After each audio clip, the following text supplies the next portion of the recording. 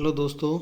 Berger paint ने अपने quarter four के रिजल्ट अनाउंस कर दिए हैं। तो बर्जर पेंट ने 1 रुपये की फेस वैल्यू का 320% यानी 3 रुपये 20 पैसे पर शेयर का डिविडेंड अनाउंस किया है।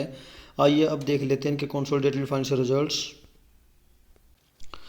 दोस्तों ये सारे फिगर्स ऑलरेडी करोड़ में ही दिए गए हैं। तो सबसे पहले बात करते हैं इनकी टोटल इनकम की। तो इनकी टोटल इनकम क्यू बेसिस पे 2700 करोड़ से कम होकर हो चुकी है 2400 करोड़। एंड वाई बेसिस पे 2200 करोड़ से बढ़कर हो चुकी है 2400 करोड़।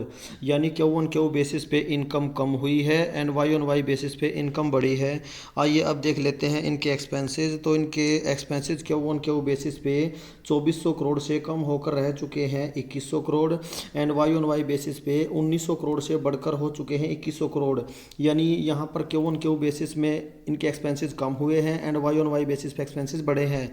आइए अब देख लेते हैं इनका profit for the period.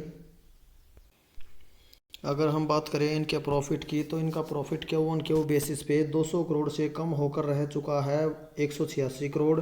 And Y basis पे 220 करोड़ से कम होकर रह चुका है 186 करोड़। यानी चाहे क्यू बेसिस हो चाहे वाई बेसिस हो, दोनों में प्रॉफिट में गिरावट है। आइए अब देख लेते हैं इनका ईपीएस। इनका ईपीएस क्यू बेसिस पे 2.07 करोड़ से कम होकर हो चुका है 1.91।